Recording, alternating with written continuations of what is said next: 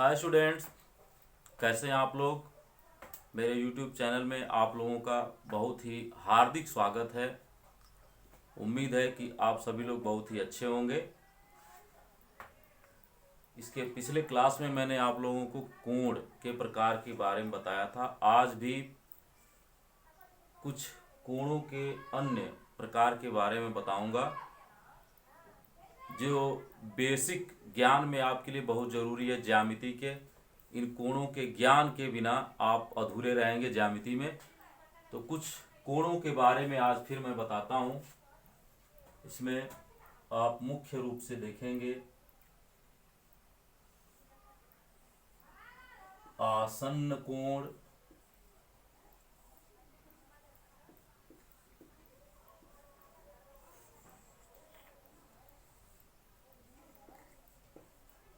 शीर्षाभिमुख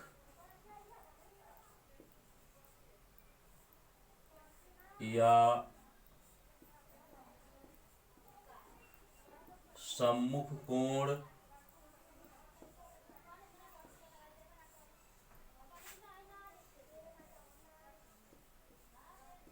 एकांतर कोण,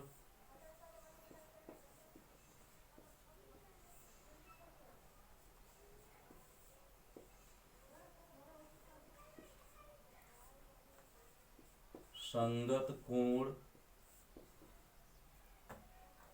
आसन्न कोण, शीर्षाभिमुख कोण या सम्मुख कोण, एकांतर कोण, संगत कोण। इन कोणों के बारे में आपको हम विशेष रूप से बताऊंगा और आप ध्यान देंगे। ये बेसिक ज्ञान में, ज्यामिति के बेसिक ज्ञान के लिए आपको बहुत ही आवश्यक है। जब तक इन कोणों की जानकारी आपको नहीं होगी आप ज्यामिति में अधूरे होंगे। तो सबसे पहले आप देखेंगे आसन्न कोण। आसन्न कोण, जब पहले मैं शुरू करता हूं आसन्न कोण, जो कोई अगर दो समांतर रेखाएं हैं, इसी पर सारे कोण को मैं समझा दूंगा आप लोगों को। दो समांतर रेखाएं, समांतर रेखाएं आप सभी लोग समझते होंगे, पैरेलल लाइंस या समांतर रेखाएं। ऐसी दो रेखाएं जिनके बीच की दूरी हर जगह समान हो, प्रत्येक स्थान पर, प्रत्येक बिंदु पर समान हो, उन रेखाओं को समांतर रेखाएं कहते हैं। अगर इन दोनों रेखाओं को कोई तिर्यक रेखा काट रही हो,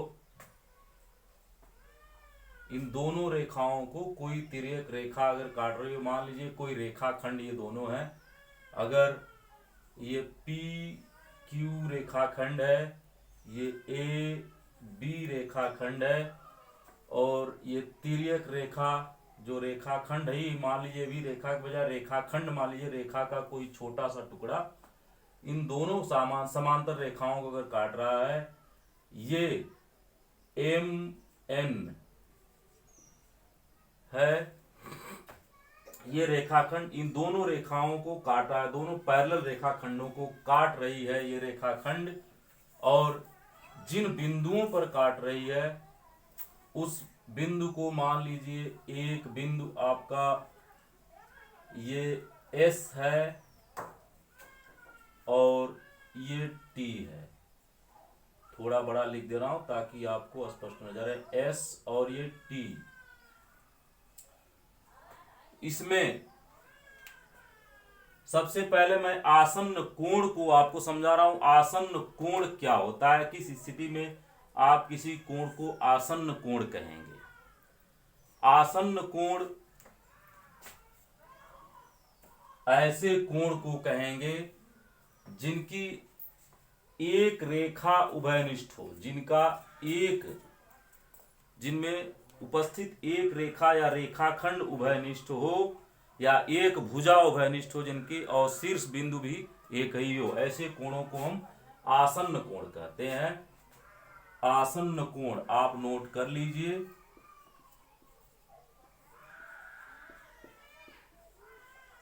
आसन्न कोण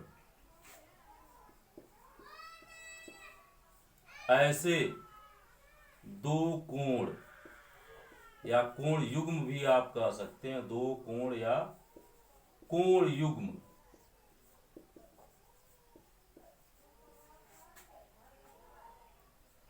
जिनकी एक भुजा तथा शीर्ष उभयनिष्ठ हो।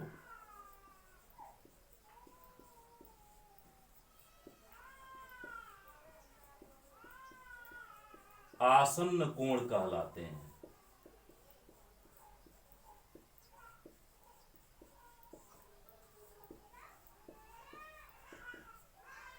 अब यहां आप देख सकते हैं आसन्न कोण कौन हो सकता है।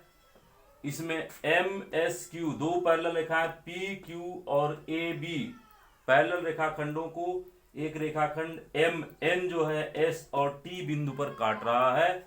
तो यहां आप ध्यान देंगे, अगर इधर से देखें, हम एक ही को समझा रहे हैं, आप समझ लेंगे उसके आधार पर कौन कौन सा आसन्न कोण हो सकता है। यहां से देखें तो एस टी ए बी पर जो है ये काट रही है, ये रेखाखंड काट रहा है यहाँ पर।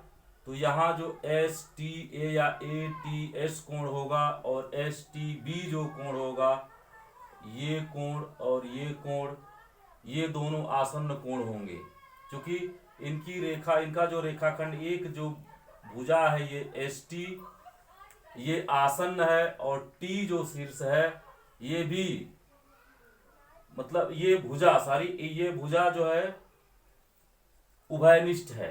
एक भुजा जो है ये उभयनिष्ठ एस टी भुजा ए टी एस और बी टी एस, इन दोनों में एक भुजा एस टी आ रही है, और एक ही बिंदु या शीर्ष, जो शीर्ष होगा, जिस बिंदु पर कोण बन रहा है वही उसका शीर्ष होता है। जिस बिंदु पर कोई कोण बनता है वही बिंदु जो होता है उस कोण का शीर्ष होता है। तो इन दोनों कोणों का ए टी एस और बी टी एस का जो शीर्ष होगा टी होगा, और आसन्न कोण जो होगा यही दोनों ए टी एस और एस टी बी, ये दोनों आसन्न कोण होंगे।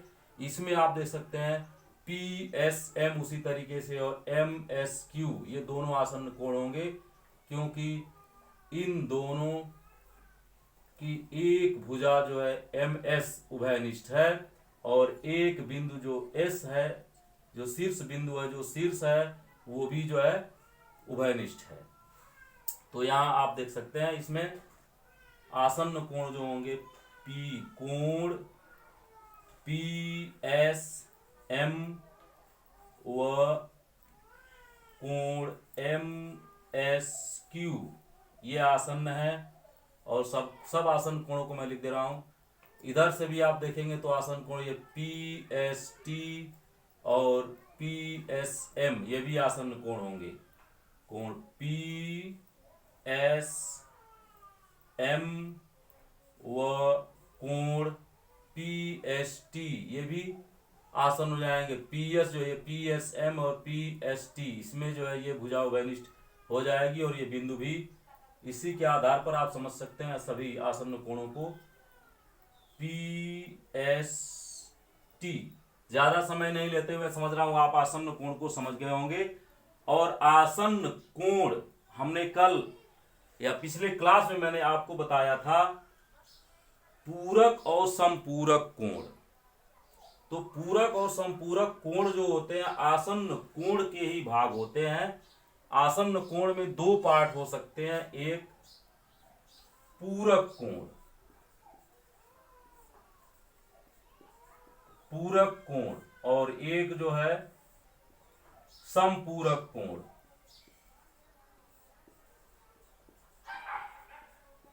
ये दो पार्ट हो सकते हैं।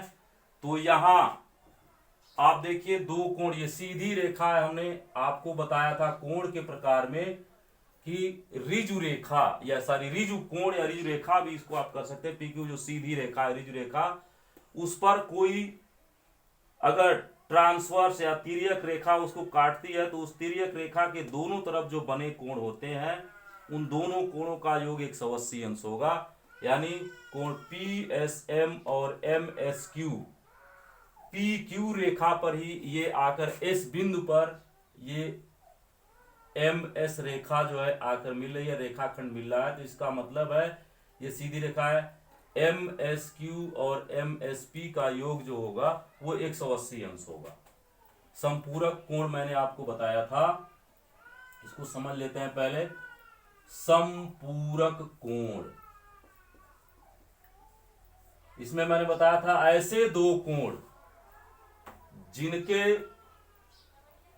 योग 180 अंश हो। तो आसन्न कोण ही ऐसे हो सकते हैं जिनका योग 180 अंश होगा, या एक ही दिशा में दो समांतर रेखाओं के बीच में जो अंत दिशा में एक ही तरफ, सामने एक ही तरफ के जो बने कोण होते हैं उनका योग भी 180 अंश होता है।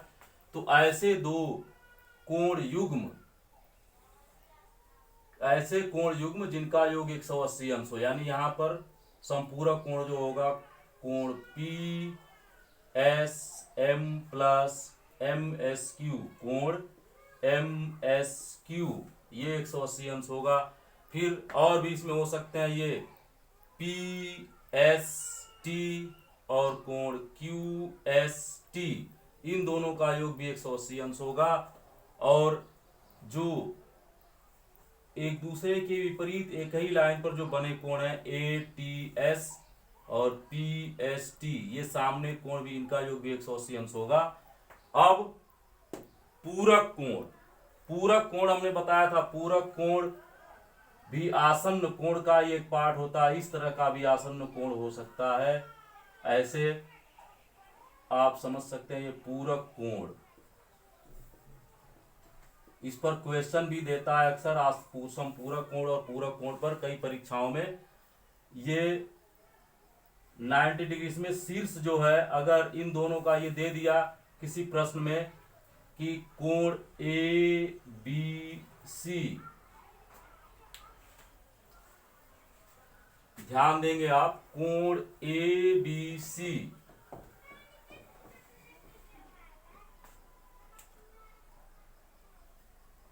ऐसे दे दिया, कोण ए बी सी, ऐसे कोण युग्मों का योग है जो कि पूरक कोण है, ये पूरक कोण है। तो इस स्थिति में जो ये डी मान लेते हैं बी डी, इन दोनों कोणों का योग क्या हो सकता है? तो हमने बताया था कि ऐसे दो कोण जिनका योग 90 अंश हो उनको पूरक कोण कहते हैं। तो इस कंडीशन में ये हो जाएगा कोण ए बी डी प्लस कोण D B C is equal to 90 degree. इसके बेस पर और तरीके के प्रश्न आते हैं, जैसे एसएससी में ये संपूरक कोण का एक क्वेश्चन आया था, आप उसको देख सकते हैं। ऐसे दे दिया था और कोई रेखा ये एल थी और ये एम, इसमें इसको लिख दिया कोण 1 और इसको कोण 2। इसमें पूछ दिया कि इन दोनों कोणों का अनुपात, यानी कोण 2 और संबंधे कोण 1 बराबर 2 संबंधे 1। तो ऐसे में कोण 1 और कोण 2 का मान कितना होगा?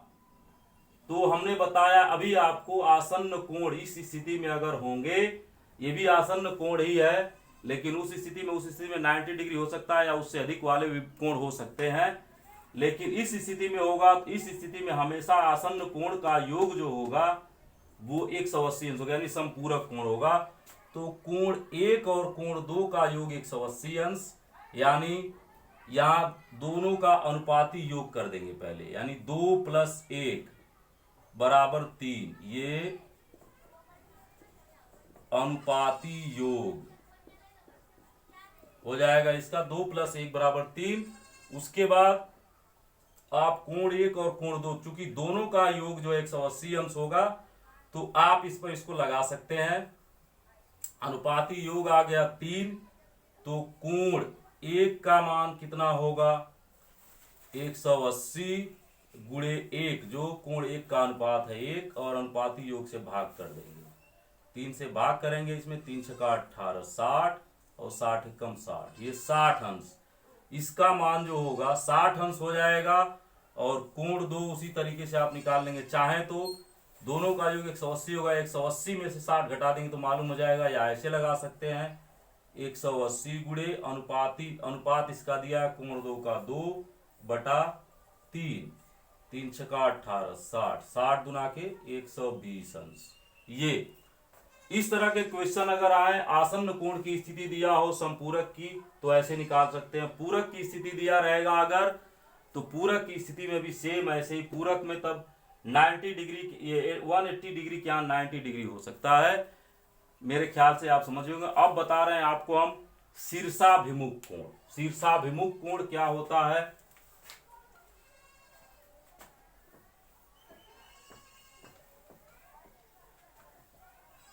शीर्षाभिमुख कोण,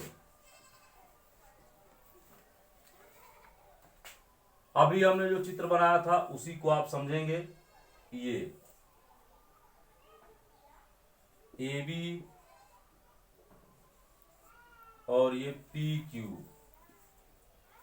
ऐसे ही कोई रेखा यहां पर MN इसको काट रही है, और ये S बिंदु है और ये T बिंदु है। ध्यान देंगे, अगर ये कोण आपका 1 बन रहा है, ये कोण 2 बन रहा है, ये कोण 3 बन रहा है, ये कोण 4 बन रहा है, ये कोण 5 बन रहा है, ये कोण 6 बन रहा है, ये कोण 7 और ये कोण 8, इस तरीके से कोण बन रहे हैं।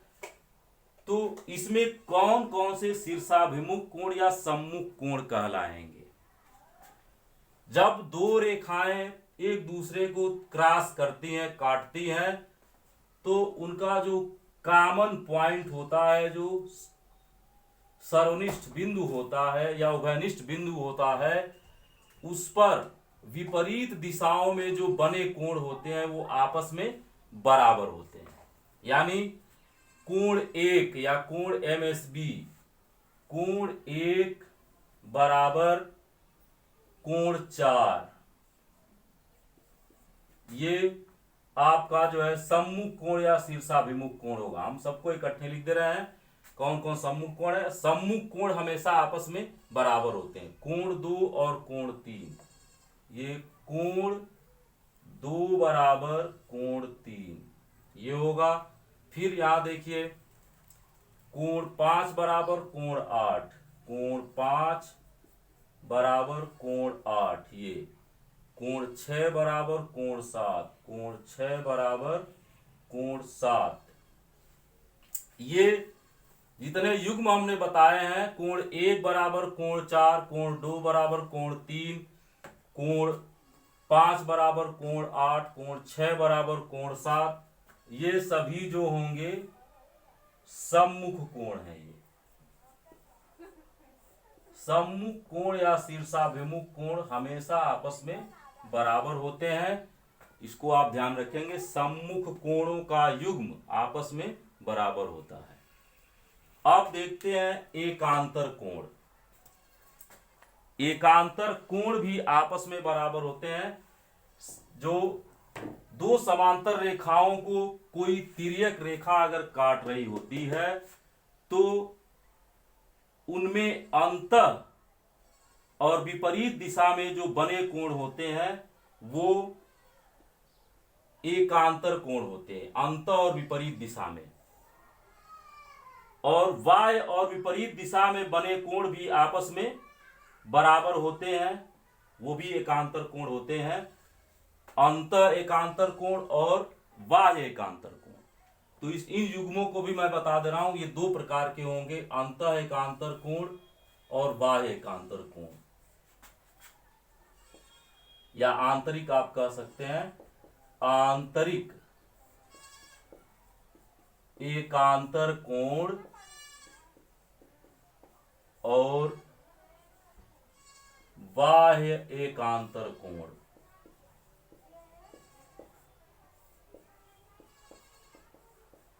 आप देख सकते हैं परस्पर बराबर होते हैं आंतरिक एकांतर कोण और बाह्य एकांतर। एकांतर कोणों का युग्म जो होता है आपस में बराबर होता है। तो आप देखिए यहां पर कोण 1 बराबर कोण 8, ये विपरीत दिशा में बाह्य एकांतर कोण है। कोण 1 बराबर कोण 8, ये हो गया। और वैसे ही कोण 2 बराबर कोण 7, कोण 2 बराबर कोण 7, ये आप देख रहे हैं। कोण 1 बराबर कोण 8 और कोण 2 बराबर कोण 7, ये दो रेखाओं पर विपरीत दिशाओं में और बाहर की तरफ बने हुए कोण हैं, इसलिए ये विपरीत दिशा में बने हुए एकांतर कोण कहलाएंगे। ये जो है बाह्य एकांतर कोण है, बाह्य एकांतर कोण। और अंतः एकांतर कोण, अब देखिए, कोण 4 बराबर कोण 5, कोण 4 बराबर कोण 5। उसी तरीके से कोण 3 बराबर कोण 6, ये भी एकांतर हैं। कोण 3 बराबर कोण 6, ये जो है आंतरिक, अंदर की तरफ बने हुए कोण हैं और विपरीत हैं एक दूसरे के, तो ये हो जाएंगे अंतः या आंतरिक, आंतरिक एकांतर कोण। इस तरीके से भी अगर दिया होता है कहीं चित्र में, कहीं किसी भी एग्जाम में, तो आप आसानी से लगा सकते हैं सवाल। अगर एक कोण का मान इसमें दिया हो, कोण 3 का मान, तो कोण 6 को निर्धारित कर सकते हैं। कोण 2 का मान दिया हो तो कोण 7 का मान निर्धारित कर सकते हैं। कोण 1 का मान दिया हो तो कोण 6 का मान निर्धारित कर सकते हैं। कोण 8 का मान निर्धारित कर सकते हैं। अब देखते हैं संगत कोण। जब दो पैरेलल रेखाओं को कोई तिर्यक रेखा काट रही हो, अभी हमने आपको बता दिया आसन्न कोण से संबंधित, शीर्षाभिमुख कोण से संबंधित बातें, एकांतर कोण से संबंधित। अब देखते हैं संगत कोण। संगत कोण भी परस्पर बराबर होते हैं। एक ही दिशा में बने कोण, जब तिरछी रेखाएं, कोई तिर्यक रेखा दो समांतर रेखाओं को काट रही होती है, तो एक ही दिशा में, समांतर रेखाओं पर एक ही दिशा में जो बने कोण होते हैं वो परस्पर बराबर होते हैं। देख लीजिए, इसमें भी बाह्य संगत कोण आप कह सकते हैं और अंतः संगत कोण। तो हम देखते हैं कौन कौन संगत कोण हो सकते हैं। कोण 1 बराबर इसी दिशा में बढ़ा हुआ कोण, ये कोण 5, कोण 5, ये कोण 1 और कोण 5, ये कोण, ये दोनों बराबर होंगे। उसी तरीके से कोण 3 बराबर कोण 7, कोण 3 बराबर कोण 7। फिर इधर देखिए, कोण 2 बराबर कोण 6, कोण 2 बराबर कोण 6। फिर कोण 4 बराबर कोण 8, कोण 4 बराबर कोण 8। ये जो युग्म है ये संगत कोण के युग्म है, संगत कोण। इसको आप लोग नोट कर लेंगे ताकि तभी आपकी समझ में आएगी कोई बात। इससे संबंधित हम अभी कुछ क्वेश्चन आपको समझा देते हैं।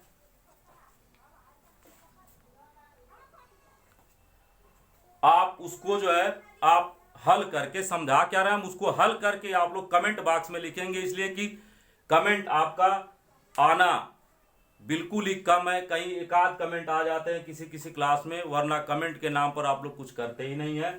इसमें मैं दे दे रहा हूं, इसी चित्र में ही मैं दे दे रहा हूं। अगर इस कोण का मान दिया हो 60 अंश, तो इससे संबंधित जो भी कोण है इस चित्र में आप कमेंट बॉक्स में आप बताएंगे कि कौन कौन से कोणों का मान कितना है, तो मैं समझूंगा कि आपके समझ में मेरी बातें, मेरी क्लास आ रही है, वरना मेरा पढ़ाना बेकार है। और आप लोग कमेंट करिए, सब्सक्राइब करिए अगर मेरी क्लास अच्छी लग रही हो, और शेयर करिए ताकि अधिक से अधिक बच्चों के पास मेरी क्लास पहुंचती रहे। जय हिंद, जय भारत।